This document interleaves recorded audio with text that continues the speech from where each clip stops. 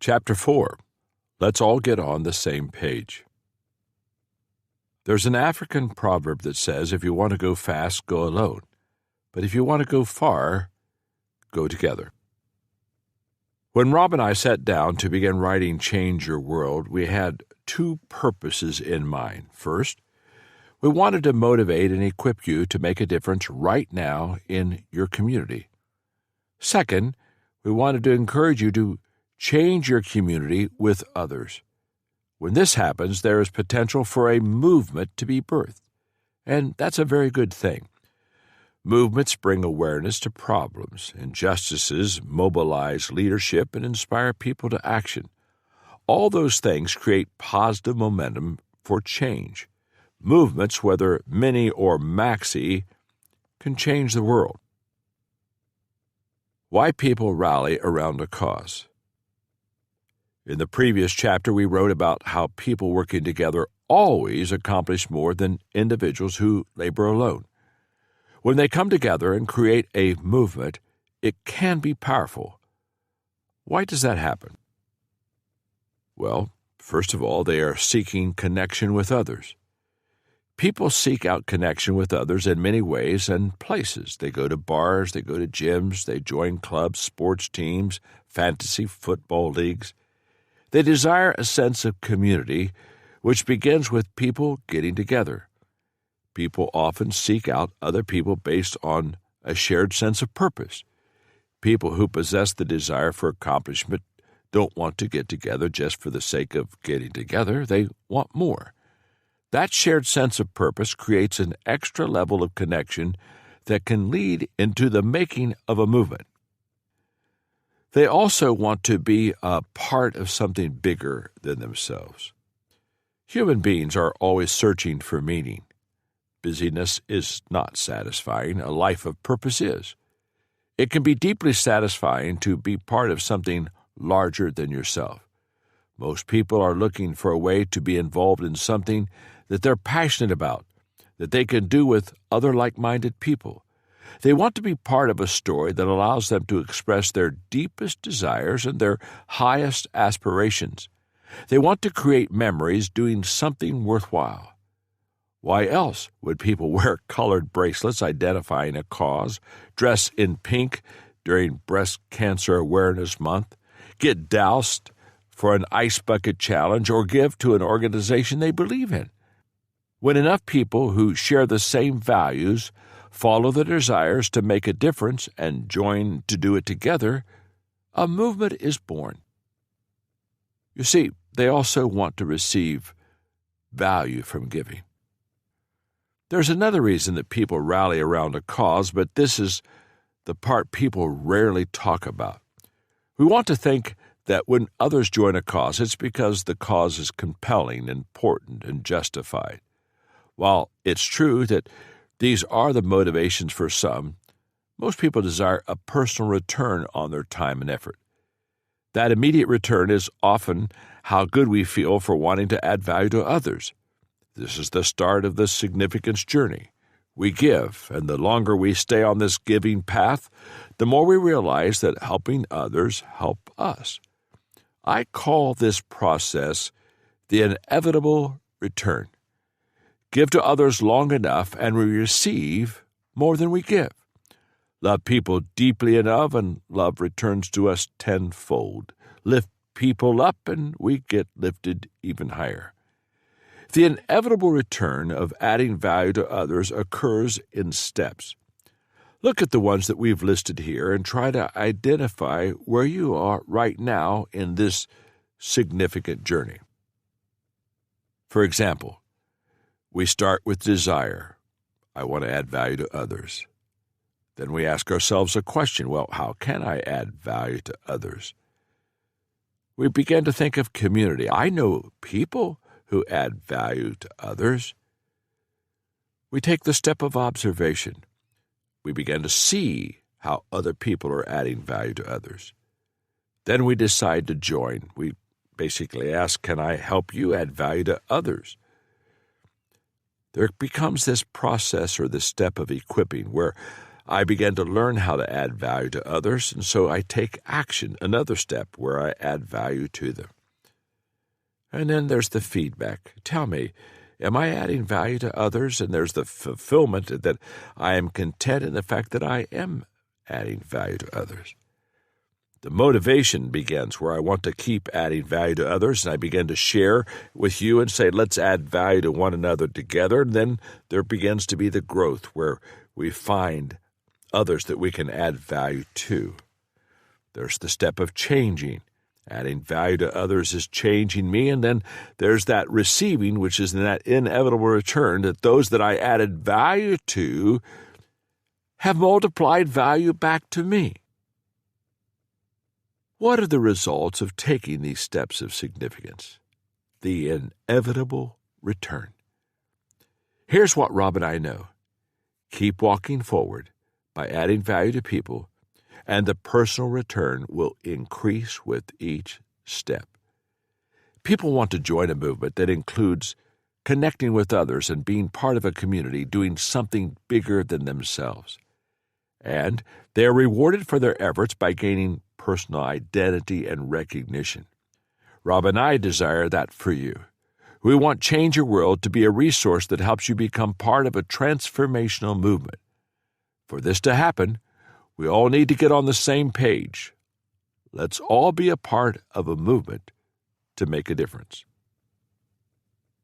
Why some attempts at movement don't move. Rob and I have worked for decades to try to facilitate transformational movements. Rob has worked with children and youth in nearly every country in the world for more than 30 years, and for 40 years I've trained leaders around the world, and for the last decade I've gone to developing countries to train people to lead transformational roundtables. In addition, Rob has also studied movements both as an invested leader and as an academic. In the process, we've learned some things about transformation, what works and what doesn't. We want to acquaint you with what we've observed to help you be successful, whether you're trying to lead a movement or join one. Let's start by taking a look at why many attempted movements fail. Lack of unity. Do you remember the Occupy Wall Street movement? It was big news a decade ago, but it no longer exists. It started on September 17, 2011, when people gathered together in a park in New York City's financial district and camped out in tents there for almost a month to protest income inequality. The catalyst for the gathering was a poster with the message, "What is our one demand? Occupy Wall Street. Bring tent." In response, people showed up. If occupying was their goal, then you could say that they achieved it. But what were they really trying to achieve? That's difficult to say. They came to the same location, but they didn't unite around the same cause. Some of the issues Occupy Wall Street wanted to address were the following: income inequality, the need for a higher minimum wage, protest against the Keystone Pipeline, climate change, anti-fracking, corporate influence on politics, the student debt crisis. According to the Atlantic magazine, Occupy was at its core a movement constrained by its own contradictions, filled with leaders who declared themselves leaderless, governed by consensus-based structure that failed to reach a consensus, and seeking to transform politics while refusing to become political. No wonder Occupy fizzled into nothing. Sometimes movements don't move because there's an absence of a positive goal. It's difficult to create a focused agenda and build a movement when you're against something instead of for something. That was another downfall of Occupy Wall Street. People who participated in that brief movement were very vocal about the many things that they were against, but they had no clear positive message about what they were for. Why is not having a positive goal a problem? Venting doesn't create transformation. You can't build a transformational process based upon what you don't like. Negative emotion often comes first when we see injustice or tragedy, and that negative emotion is often the strongest emotion that we feel. But it is not long-lasting. It is not particularly healthy to try to sustain negative emotion. Besides, being against something isn't attractive. It doesn't draw positive people who want to work for positive change. If you want to create positive change in the world, you have to be for something. Movements fail to move when the leadership is inadequate. When we see a problem or injustice, author Seth Godin says, the easiest thing is to react. The second easiest thing is to respond. But the hardest thing is to initiate. Yet that is what transformational leaders need to do. They need to initiate. That is the first step in changing the world for good.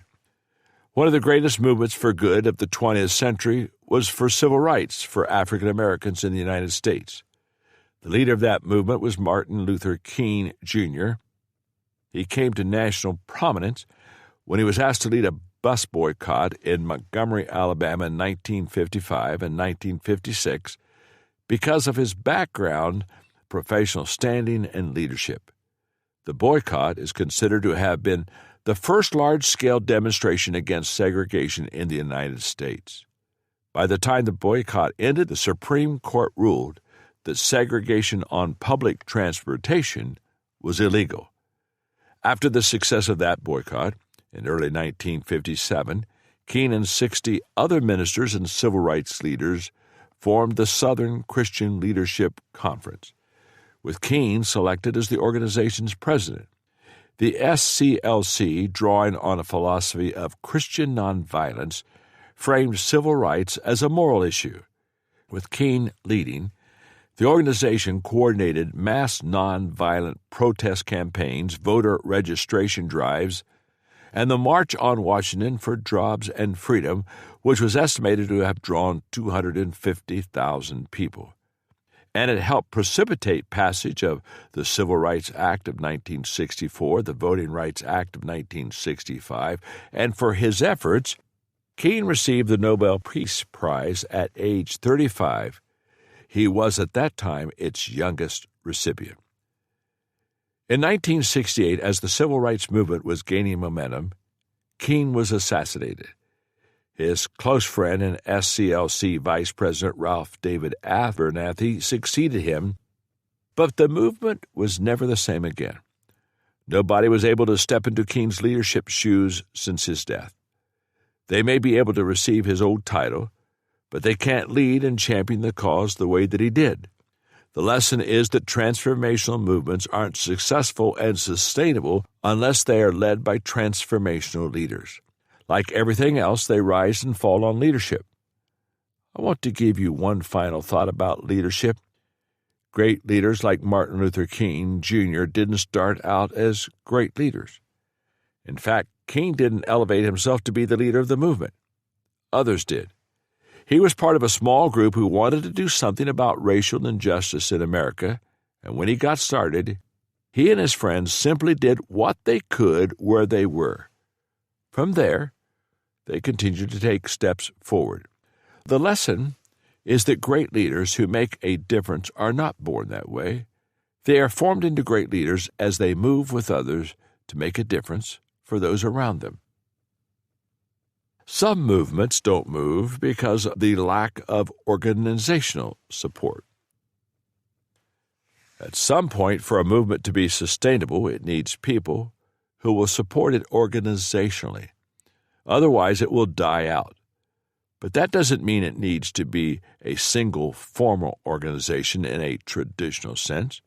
It just needs to comprise of people who are dedicated to helping all the players who are involved. Whether the support comes from a single leader or a group of volunteers or formal organization with paid employees, it fulfills the very same function. It helps the people fighting for the cause to work together, communicate, and be more effective. They become the backbone of the movement. Movements fail to move when they think that money is the answer. There's one other roadblock that can keep a potential movement from moving forward. It is believing if we just had the money, our problem would be solved. While it is true that there are some things that you can only do when you have those resources, it's not true that money solves every problem.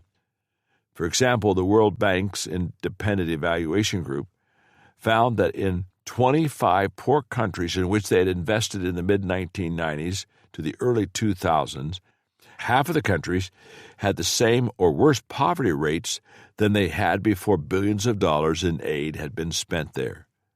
Money will not automatically create a movement. Transformation can't be bought. Movements have begun without a penny being spent, and wealthy people have spent millions trying to make something happen with no results at all.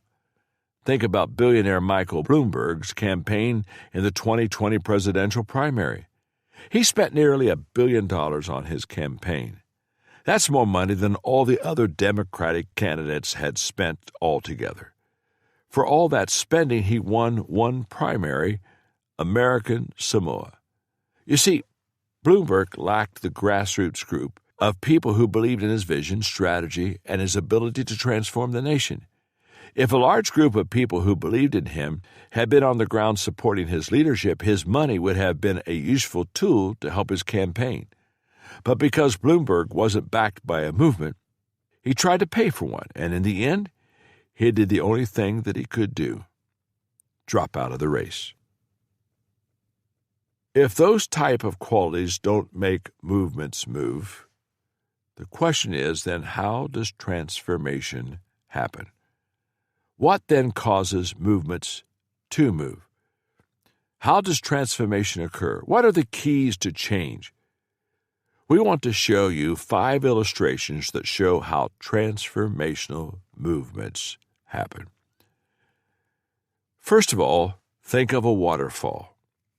Top down, it requires leadership. You see, transformation begins with influence, and influence always flows from the top down, like a waterfall, not upward. For transformation to happen, the leaders must be involved. In the John Maxwell Company's corporate training division, we see this truth play out time after time. When an organization engaged our team to train their employees, the number one indicator of whether the training worked was the level of involvement by the leaders. If the leaders of the organization sent their teams to the training, the results were uneven and unremarkable. If the leaders joined their teams in training, the results were consistent and positive. To have any chance of significant transformation, the leaders must give their voice, approval, influence, and involvement into that movement. Rob began leading One Hope during the time of glasnost and perestroika within the Soviet Union when the USSR was on the cusp of failing. At that same time, the Soviet Minister of Education reached out to Rob's organization and asked to meet with him. He and other leaders in the country were worried. He wanted to know about the values that Rob's team was teaching children around the world using Book of Hope, which One Hope had published. He told Rob, something new is coming to our country, and it's called choice. And with choice will come everything from the West: movies, music, drugs, pornography. We may become the greatest moral catastrophe this world has ever seen. If what you are telling me is true, and this book can bring hope and answers to our children, we welcome you into our nation.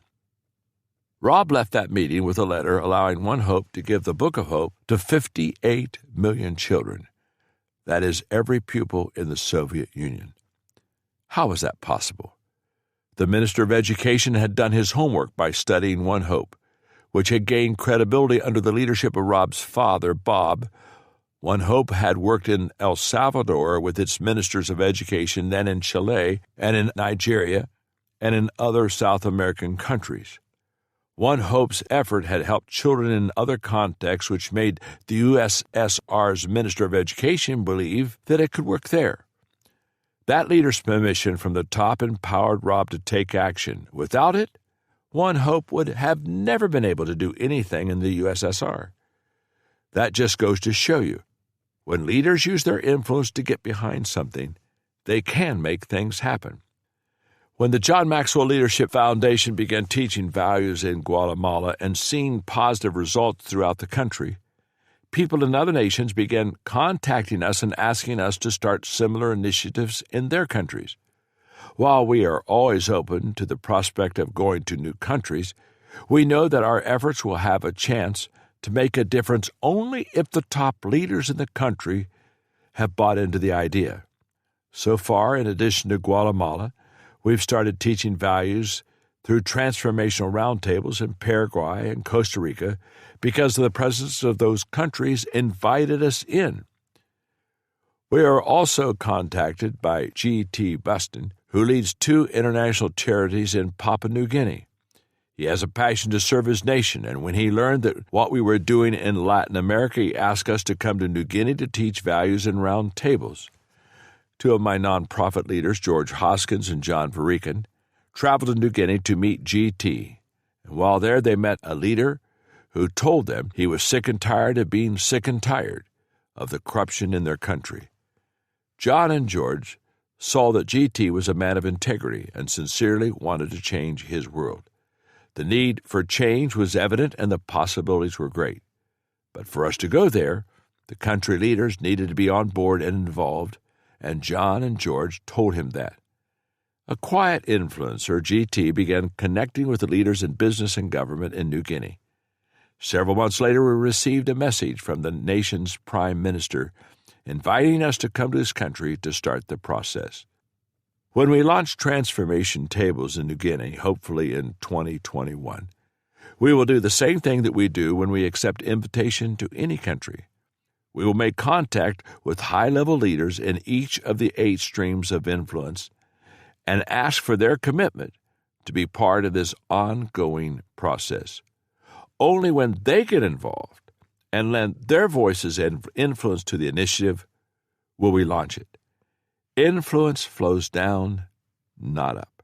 Leadership buy-in at the top of the waterfall allows our transformational efforts to cascade down into the 8 streams of influence and then throughout the country.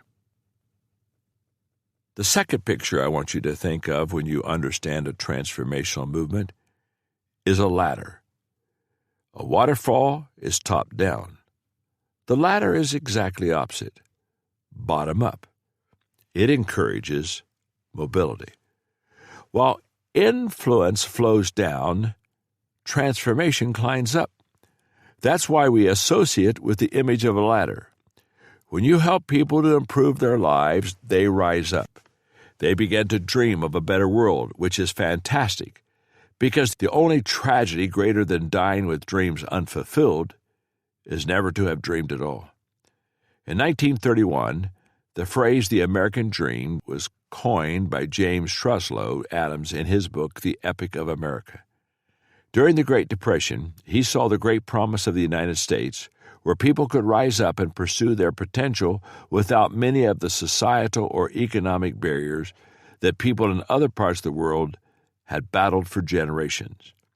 Adams wrote, "The American dream is that dream of a land in which life should be better and richer and fuller for every man, with opportunity for each according to ability or achievement.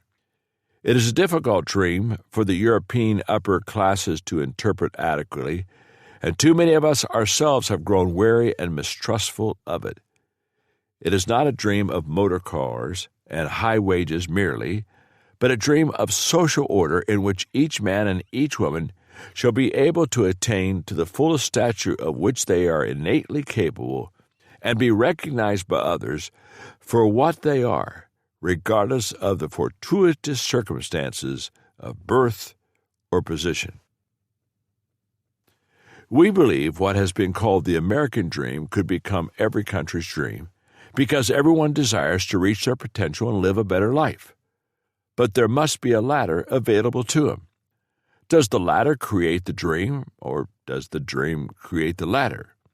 The answer may be both, as long as there is hope. When you have hope, the words of my friend Nito Cubain, the president of High Point University, ring very true. Your present circumstances don't determine where you can go. They merely determine where you start. When people are encouraged to dream, assisted in improving themselves through good values, and empowered to climb the ladder of success, they can also begin to make things better for others.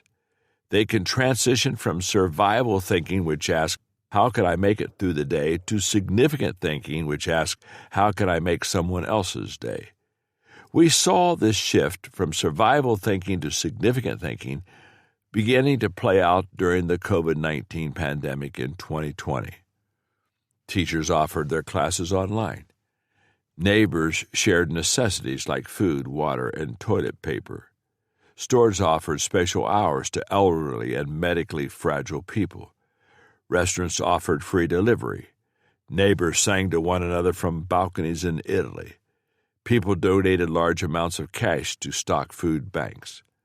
Employers found ways to continue paying wages after the workplace had been shut down. Neighborhoods put up Christmas lights to boost spirits. Musicians performed online concerts. People bought gift cards from small businesses to keep them afloat. There was a generosity of spirit among humankind. This kind of positive, unselfish spirit was what Martin Luther King Jr. was describing when he said, "A true revolution of values will soon cause us to question the fairness and the justice of many of our past and present policies. On the one hand, we are called to play the Good Samaritan on life's roadside, but that will be only an initial act. One day we must come to see that the whole Jericho road must be transformed so that men and women will not constantly be beaten and robbed as they make their life's journey on the highway. True compassion is more than flinging a coin to a beggar. It comes to see that the edifice which produces beggars needs restructuring." Cubain said, "Transformational movements that value people and add value to them can rebuild our world." As the John Maxwell Leadership Foundation began helping people learn and live good values, they became more capable. They developed greater self-respect and self-awareness. They were better workers, spouses, parents, and citizens. Their lives improved, and they began helping others to improve their lives. So when you think of the transformational movement, there's the picture of the waterfall, top-down, leadership. The picture of the ladder, bottom-up, a way to get out of difficult situations. But also I want you to picture now hands holding a heart. And this is a heart that basically on the inside out embraces good values. Businessman Bill McDermott said, "Every movement has a single point of origin. That origin is always in the heart of a person. It's an expression of the heart, birthed in the values that the person has embraced, and from there it flows outward and manifests itself in the individual's behavior and communication. And from there, it can spread to others." When the John Maxwell Leadership Foundation got ready to launch its Transformation Values Roundtable initiative in Guatemala, head trainers Don Yoder and Mike Pullen were searching for a way to succinctly communicate the spirit of what we were trying to do to the more than 200 volunteer trainers who had flown to Guatemala to go out and train Transformation Roundtable facilitators. The ultimate goal was to see the transformation of the country as its people learned and lived good values. That may seem like a lofty goal, and how can it become a reality? It began with the facilitators learning and living out good values themselves as they encouraged the people at their transformational tables to do it also. You see, living good values precedes giving good values. Because people do what people see, the facilitators had to be examples of the values that they shared. Transformation is more than a lesson to be learned. It's a life to be lived. That doesn't happen when it is imposed from the outside. It happens from the inside when people embrace good values in their heart. To communicate this transformational truth, Don and Mike kept repeating one phrase as we introduced transformation tables to those volunteers. That phrase was, "Transformation begins in me." Every person has the potential to experience transformation, and each person who became part of a transformation table needed to understand two things. First, they needed to see value in themselves before they could see the value in helping others transform. And second, they had to recognize that the only thing standing between them and a better life was their willingness to live good values. As Mahatma Gandhi said, "Your values become your destiny." If each person sees to his own transformation, and enough people do the same, the company or the organization, the community, and the country will change.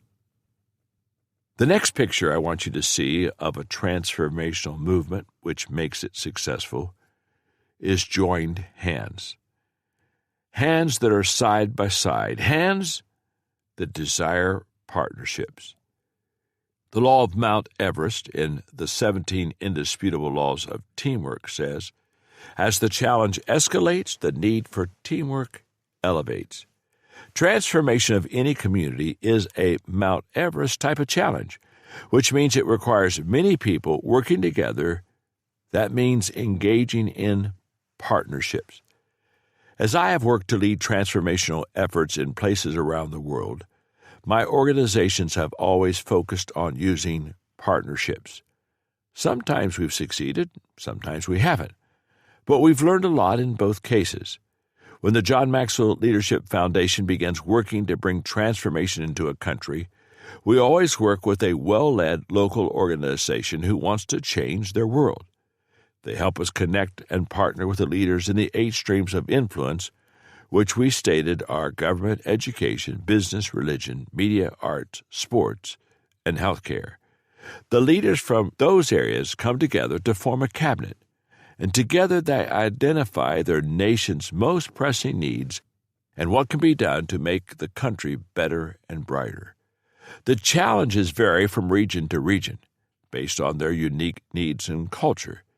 In Guatemala, the John Maxwell Leadership Foundation made a commitment to teach values to children in school for 180 days a year. In Papua New Guinea, leaders wanted to work to end gender-based violence. Whatever the goals, the John Maxwell Leadership Foundation offers its influence, resources, and tools to help leaders in those 8 streams. As these leaders are changed, they begin to have transformational impact on the people that are around them. As individuals embrace good values, they realize that they have potential to change their own lives. They begin to realize they have the opportunity to add value to others. And transformation begins to spread and produce lasting positive change at a personal level, then at community level, and ultimately a national level. The bottom line is that transformation begins in an individual, grows in community, and impacts society. But the process always starts with partnerships based on common ground. That's possible even when people come from completely different backgrounds and cultures. An extraordinary example can be found in a story that Rob tells about William Carey, an English missionary and an educator who moved to India in 1793 and remained there until his death of 1834. A few years after establishing himself in India, he witnessed sati, the ceremonial death by burning of a widow on the funeral pile of her recently deceased husband. The horrific practice of widows burning themselves to death was deeply entrenched in parts of India.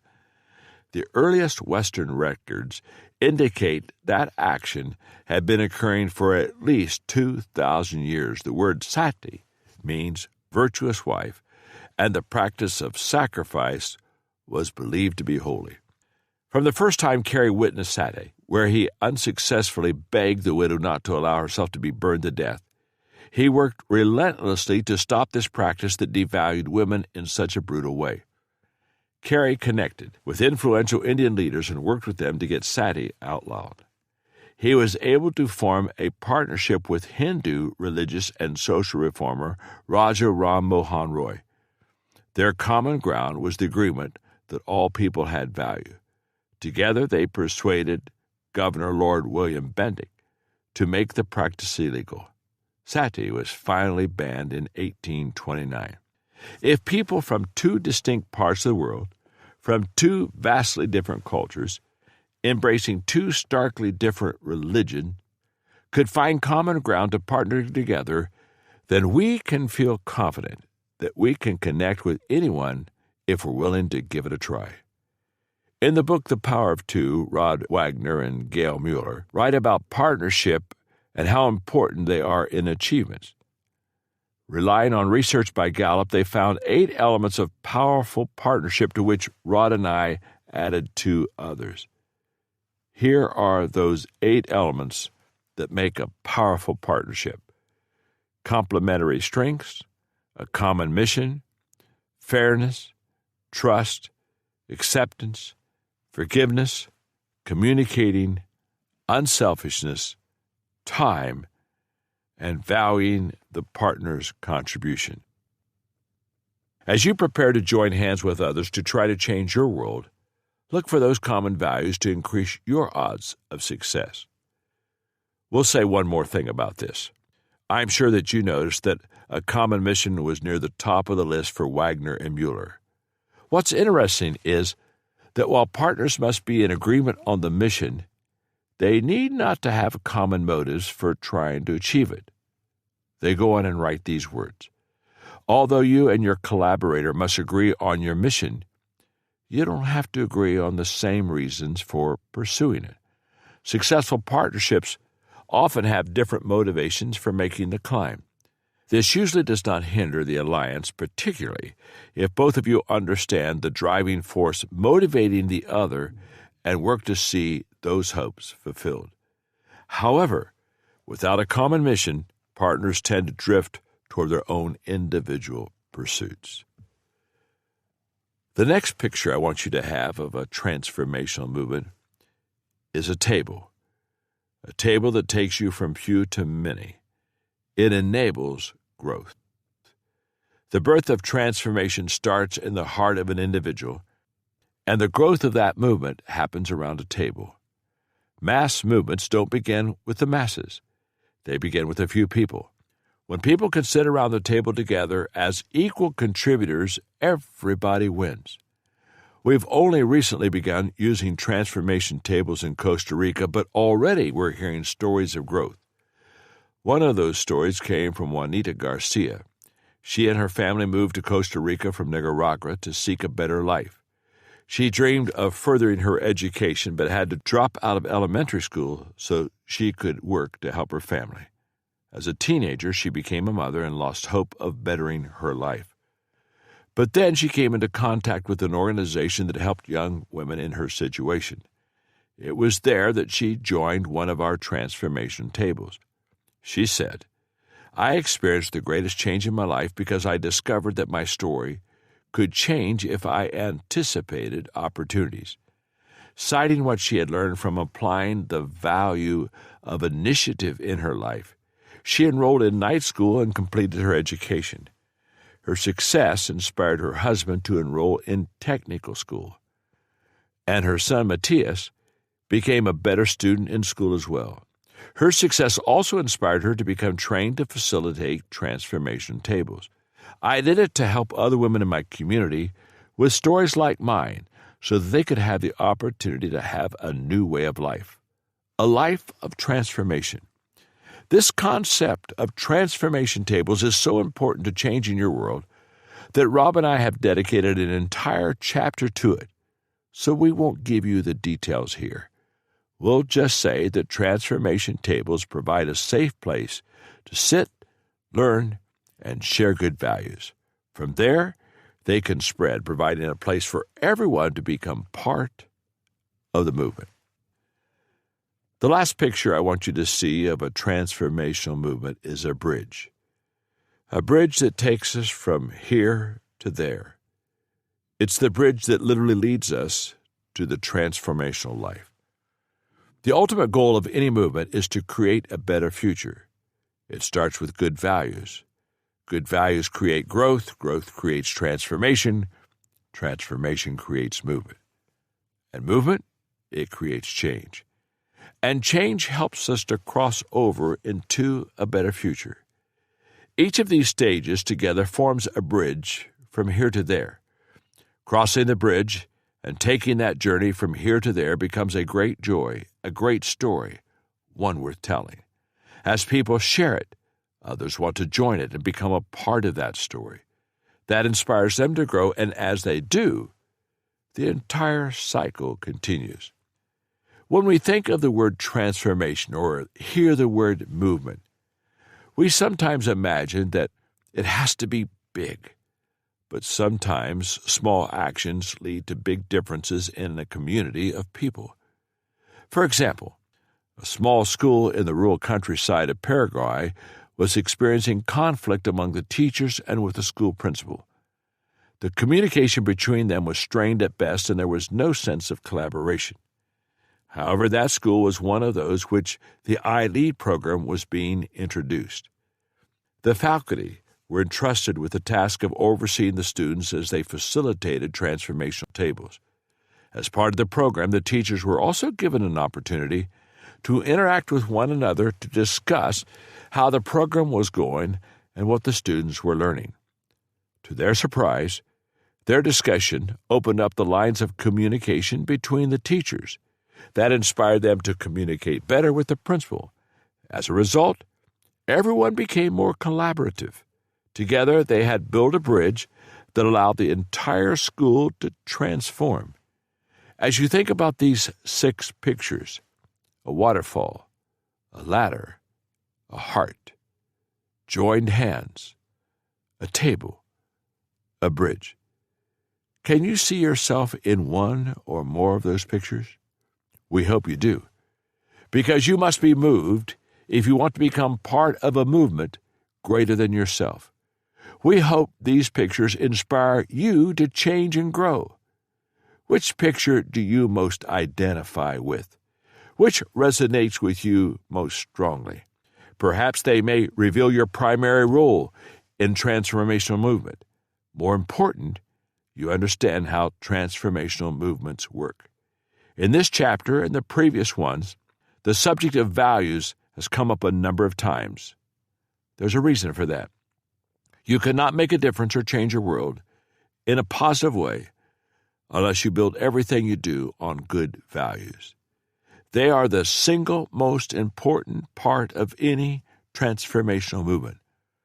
And that's why we've decided to dedicate an entire chapter to them. Wow. So I've just finished reading this chapter to you. It emotionally has moved me greatly because what I read to you in about 55 minutes has happened over a process of years of us learning how to be transformational in a community, a culture, and in a country. Those 6 pictures, they were learned and earned, one picture at a time. For example, the picture of the waterfall. We tried to bring transformation into communities without the leader's permission or the leader's buy-in. It fell flat. When we think of joining hands and partnering, we tried many times to kind of do it alone because we felt that we had the answer, to know that we maybe had the answer, but we didn't have the influence. And we needed to partner with people who knew people and let that influence pool expand and get bigger and better. No question about it. The whole issue of heart and values. I can tell you for a fact that the law, although incredibly important in a culture, is not enough to change lives. Changed, transformed lives begin on the inside, not on the outside. And we're going to talk about that as I read you next chapter on values. Here's what I know. You can have all the laws you want in a nation or a community, but if the values of people are not right, they'll figure a way to get around the laws. It's only when I become right on the inside that everything has possibilities of becoming right on the outside. We'll also read and understand a little bit later in the book about the transformation table, that transformation literally happens one table at a time. But as we've talked in this chapter about movements, about everybody understanding how a movement moves, those 6 pictures, a waterfall, a ladder, a heart, joined hands, a table, and a bridge, those are the 6 essentials to a movement. And that's why I'm so excited about this book, because we have found a way for you in your world to do the 6 essentials that allow you to bring change not only to your community, but to people beyond your community. That's what it's all about. You see, I'm talking to you and reading you to this book individually. It's just you and me together. But it's not going to stay there. What is happening in your heart as I'm reading you this book is an inward change that's going to cause you to be part of a movement that has great significance. I've given my life to this. This book is just a tangible expression of how I feel about you and how I feel about us working together to make a positive difference in the lives of others. I'm sure glad that we're reading this book together. Thanks for letting me come into your life and share with you these important truths, these important transformational principles that have changed my life, can change your life, and change in a positive way the lives of others.